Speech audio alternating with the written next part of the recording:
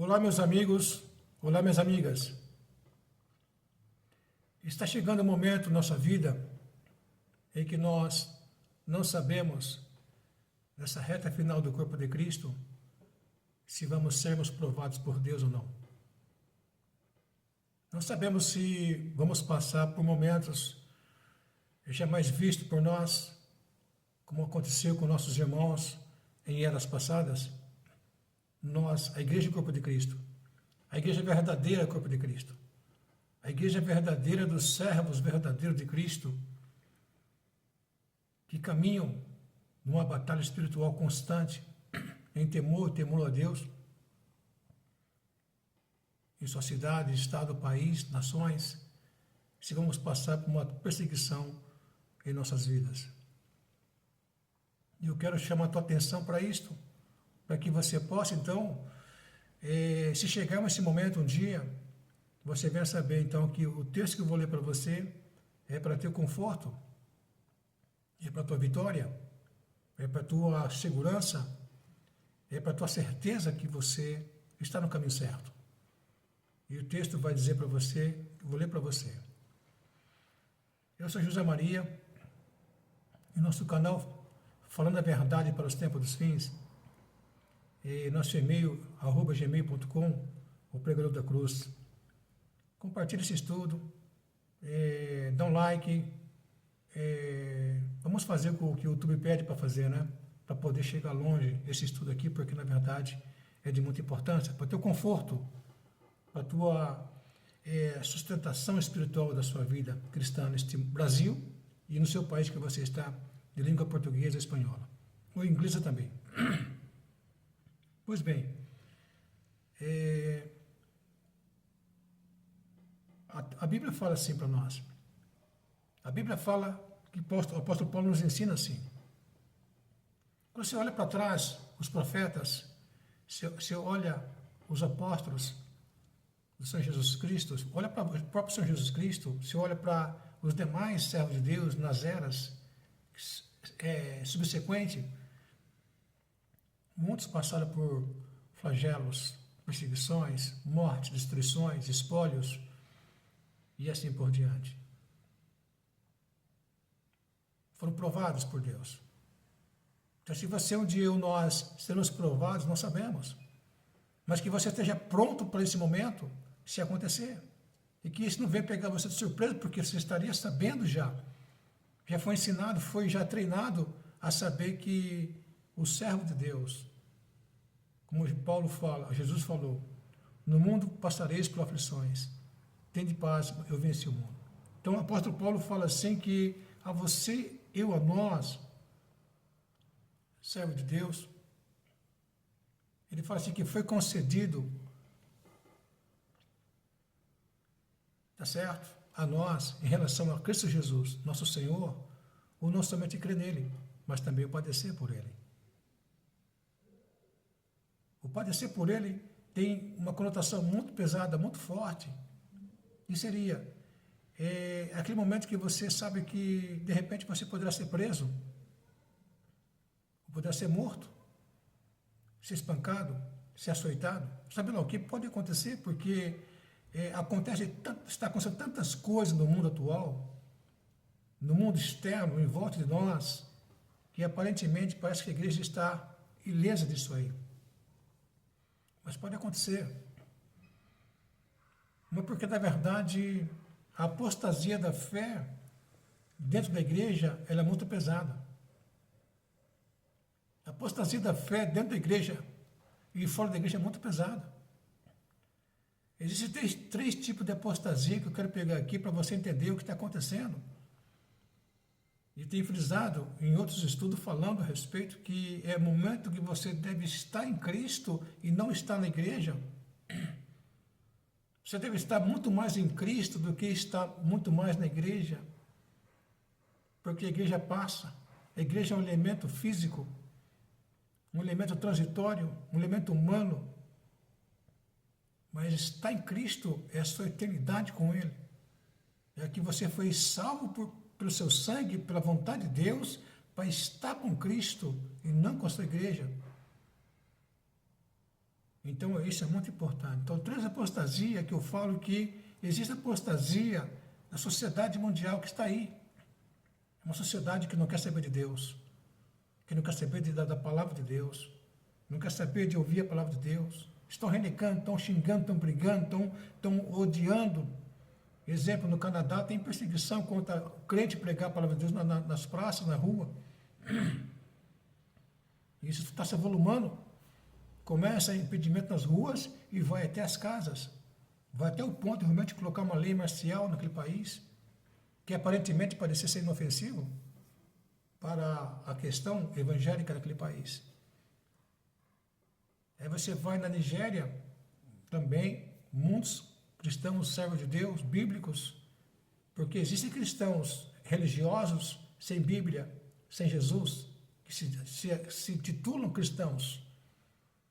Tá certo? O cristianismo, ele é deturpado, ele é errado, porque o verdadeiro cristianismo é bíblico, é Bíblia, é Jesus, é a base, fundação, e não é placa de igreja, não é concílio, não é nada, é a palavra de Deus. Eles confundiram totalmente. Depois de Constantino, que chegou, unificou o Estado com a igreja, os servos de Deus, então houve uma deturpação total dos fatos bíblicos, tá certo? Em Atos, você lê em Atos capítulo 6, onde fala que os cristãos, os apóstolos, as pessoas foram chamadas pela primeira vez cristãos, que vêm ser mini-cristos, seguidores de Cristo, modelo, exemplo de Cristo. Então há uma deturpação totalmente. Então, esses religiosos que chamam-se cristãos, que são várias igrejas do mundo todo, não são cristãos bíblicos, são religiosos de fato. Então, essa é uma parcela da apostasia, é uma primeira parte da apostasia. É um grupo de apóstatas que estão fora de Cristo e que no arrebatamento da igreja serão deixados para trás, porque não tem nada a ver com Cristo. Aí tem o outro lado também, aquelas pessoas que, é o segundo grupo, que ouviram a palavra de Deus, vivenciaram a palavra de Deus um tempo, caminharam naquele meio e depois a pressão do mundo, como diz lá as parábolas, né, do semeador, a palavra do semeador, que as pessoas ouvem a palavra, caem em espinheiro, caem em pedras e caem em boa terra. Então aquelas que caem em espinho, caem em pedras, realmente não deu nada. Só aquela que caiu em boa terra, germinou, deu frutos, 60, 30, 10, foi multiplicando, e está até hoje. Mas então, essas pessoas que ouviram, não praticaram, caíram, é outra parte da apostasia, do grupo de pessoas apóstatas, que tem assentimentos, tem adereços, tem traços, mas nada a ver com Cristo. Aí tem outra o outro grupo, o terceiro grupo, é muito perigoso. São pessoas que estão dentro da igreja, mas são apóstatas. Estão dentro de sua igreja, das suas acópolis, suas catedrais, de suas igrejas quadradas, retangulares, ovais, sextavadas, estão lá. Estatutos, regras, usos e costumes, cheio de parafernália total, cheio de todo tipo de coisas, mas tem vida dúbia. Na igreja eles têm uma igreja eles têm um assentimento, e fora eles têm um outro assentimento, uma outra cara, um outro aroma, um outro cheiro, um outro estilo de vida. Que até pego essa parte, eu divido em três partes.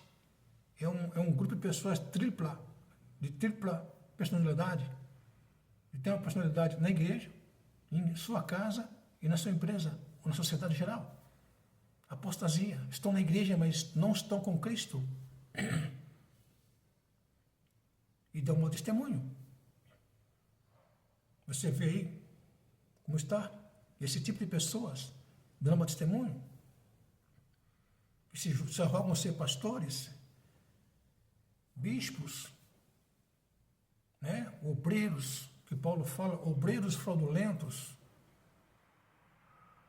que alguns até chegou até a máxima da ousadia, da petulância, da desobediência a Deus, de fato, demonstrando rebelião a Deus, chegou ao ponto até de confrontar Romanos 13 na Bíblia, que para mim é um capítulo 13 de Romanos na Bíblia, no Novo Testamento, onde mostra a base legal de como deve se comportar o servo de Deus, porque Paulo usou a Pax Romana, a lei romana, como esse texto aqui, como exemplo, porque a carta de Romanos estava embasada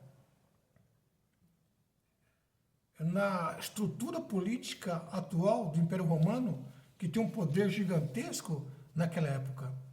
E o apóstolo Paulo então usou aquele modelo para deixar bem claro que ao servo de Deus tem que ter obediência. Também, principalmente porque ao governo humano. Porque lá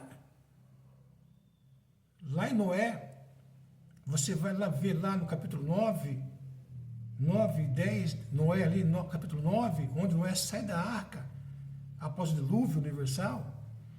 E aí então ele passa para Noé, que o próprio Deus falou, a partir de hoje, Noé, eu, o Deus Todo-Poderoso, não vou julgar mais os seres humanos, como fiz com o dilúvio. Não vou julgar mais, não vou interferir mais na vida dos seres humanos como interferi agora. Porque se eu interferir, vai acontecer a mesma coisa que eu fiz agora. Porque eu sou Deus justo, não aceito injustiça, não aceito inverdades, não aceito corrupção, não aceito mentira, não aceito falsidade, não aceito o pecado em geral, então eu vou punir. E punir dessa forma aí, eu vou dizimar novamente a humanidade.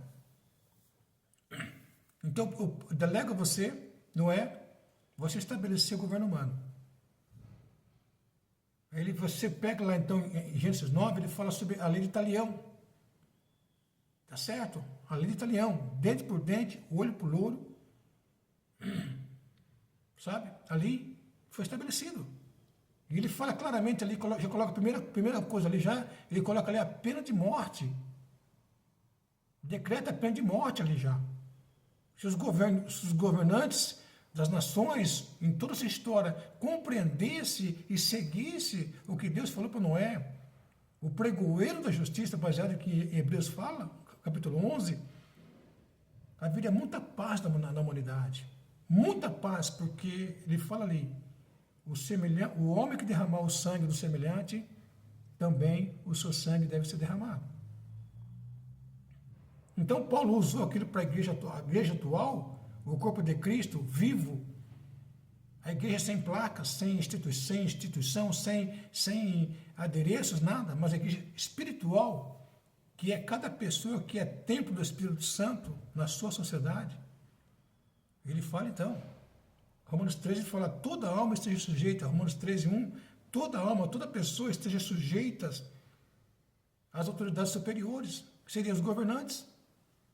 Tem o governo federal, estadual, municipal. Hierarquia. É onde está vivendo o servo de Deus em todas as nações. Tá certo? Então, todos os governos humanos, onde estão os seres humanos, devem obedecer. Porque não há autoridade, não há governo que não venha de Deus. Olha aqui, não há, porque não há autoridade que não venha de Deus.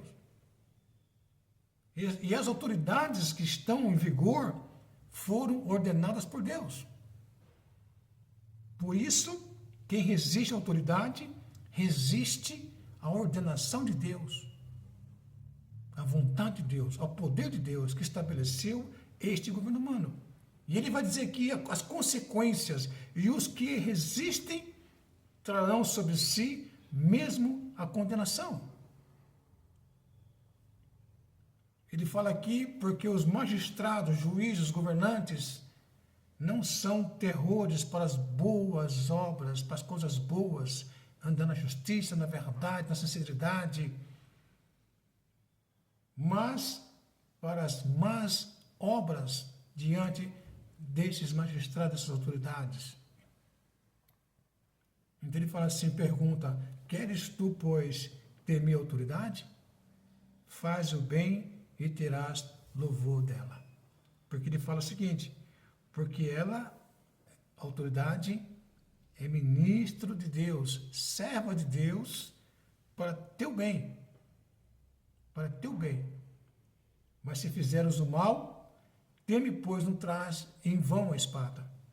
Porque é ministro, servo de Deus e vingador de Deus para castigar o que faz o mal.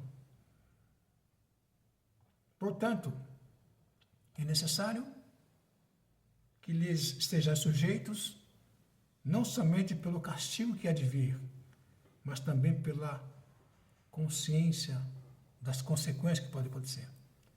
Então, eu vi aí ditos pastores fazendo críticas pesadas contra o Supremo Tribunal, contra governantes. Uma coisa é eu ter meu ponto de vista político, porque eu sou um ser humano também, que eu vou votar. Eu tenho que ter um senso razoável de poder saber que eu vou votar. Eu vou escolher um candidato a presidente, para o Senado, para a Câmara, para o governo do Estado, para o município. Eu vou escolher um candidato. E é meu direito laico, democrático, direito de ir e vir, de escolher, com liberdade de escolha, a quem quiser. Até o direito de não quiser escolher ninguém. A lei me dá o direito, que é democracia, mas não me dá o direito, como servo de Deus,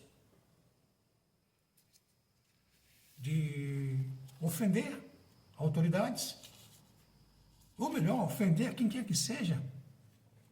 Como servo de luz que somos, nós somos homens de Deus, fomos chamados para ser luzes no mundo, pessoas com integridade, com profundidade na palavra de Deus, mesmo sendo seculares, no momento presente, sendo profissionais, sendo responsáveis numa sociedade ordeira, ter a capacidade de discernir o que é certo e o que é errado. Por ser servo de Deus, exige muito mais cautela, muito mais cuidado, muito mais atenção, muito mais rigor, porque você não é apenas um cidadão celestial, um cidadão humano agora. Quando toda pessoa que vem para Cristo, de fato, vem de coração, de alma e corpo, e deseja servir a Cristo com profundidade, ele não é apenas mais um cidadão humano, ele não apenas só responde perante uma sociedade humana, ele responde perante seu Criador, o Deus poderoso, da qual ele vai dobrar o joelho um dia e vai confessar seus pecados. Então, requer, então, mais atenção, mais responsabilidade, mais compromisso, eliminar as prevaricações, eliminar toda a aparência do mal da sua vida para se apresentar a Deus, como Paulo fala, como obreiro, como servo de Deus aprovado, que não tem de que se vergonhar de nada, mas que saiba manejar bem a palavra da verdade, com maestria, com destreza, perante uma sociedade que precisa ver no servo de Deus, verdadeiro servo de Deus e servo de Deus em toda e qualquer instituição, em qualquer repartição pública, em qualquer situação que estiver, devemos representar bem o reino de Deus com nossa vida, onde Paulo fala que você deve ser luzeiro no meio das trevas deste mundo, e você deve ser também o bom perfume de Jesus Cristo, no meio de uma sociedade que está cheia, com todo respeito, cheirando mal por causa do pecado que alvoroça em suas vidas. E quando você entra nessa sociedade cheirando pecado, mal, um odor pesado, é uma figura aqui. Então, o teu perfume deve contagiar aquele mau cheiro do pecado e sobrepor e fazer aquelas pessoas que estão naquele estado de depreciação, de decomposição espiritual, humana e espiritual, desejar, querer também fazer parte desta vida que você tem. E é uma responsabilidade muito grande. Exige responsabilidade, exige compromisso, exige ter entendimento, compreensão dos fatos. Atinar para aquilo que está sendo chamado a atenção, para não tropeçar e levar a pessoa a tropeçar por causa do meu erro, por causa da minha prevaricação de não querer obedecer a Deus e achar que Deus é o meu igual. Não. O apóstolo Paulo fala para mim, para você, que fomos chamados com uma santa vocação. O que seria uma santa vocação? É separado para uma vocação espiritual. Você é um humano, mas vocacionado por Deus para servir a Deus nessa terra e, por fim, depois, a vida eterna nos céus com Deus. Então, eu peço a você que nós possamos entender, então, que poderá vir perseguição, que venha perseguição, correto? Não estamos ilesos disso aí. Estamos do mundo mal. Este mundo não nos pertence. Este mundo não pertence a nós. Não pertence agora, não pertencerá no futuro, não pertence. Jesus falou, o mundo jaz no maligno. E esse mundo está cheio de pecado. Esse mundo vai ser destruído. Essa terra, esse cosmo aqui que nós contemplamos hoje, ele vai ser queimado. Segundo Apocalipse, capítulo 21. Que haverá novo céu, novos céus, nova terra. Então acabou. Mas enquanto estamos aqui, devemos ser luz para as pessoas. Mas ao mesmo tempo, se houver perseguição de natureza qualquer, deve estar pronto para poder suportar. Mas que seja essa perseguição por você estar pregando a palavra de Deus, por você estar seguindo a Cristo, vivendo Cristo a cada dia, a cada instante. Que seja esta a razão da perseguição municipal, estadual, federal, mundial, em qualquer instância, seja esta a causa de você estar sendo perseguido.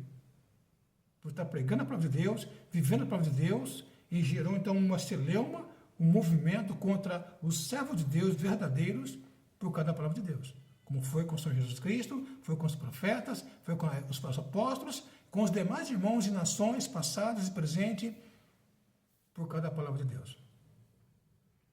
Então, é importante quando Paulo fala, termino aqui, que a você e a mim foi concedido em relação ao Senhor Jesus Cristo, o não somente crer nele.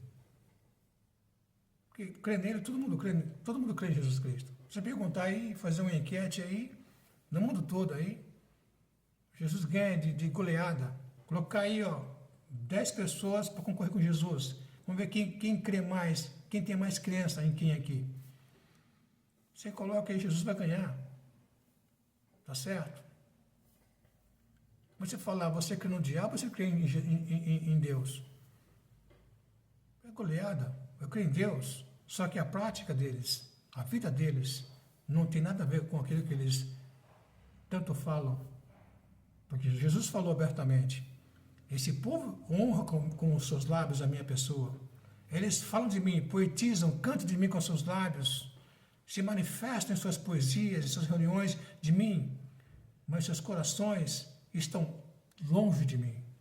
Você percebeu que é diferente? Você está no lugar falando, alguém falando de Cristo, do que você está em Cristo, você pessoalmente falando. É uma diferença muito grande. Você está no lugar que as pessoas dizem falar de Cristo e você está em Cristo pessoalmente. Que um dos indícios principal de um servo de Deus, uma serva de Deus, que está em Cristo, é quando ele é assíduo em ler a palavra de Deus, ele é assíduo em orar e é assíduo em falar de Jesus para as pessoas. E as pessoas vêm a dizer, verdadeiramente falando, esse homem, essa mulher é um servo de Deus, de boca cheia. Que Deus te abençoe, que Deus te guarde, seja um obreiro aprovado, que não tenha de que se vergonhar, mas que maneje bem a palavra da verdade. Que Deus te abençoe.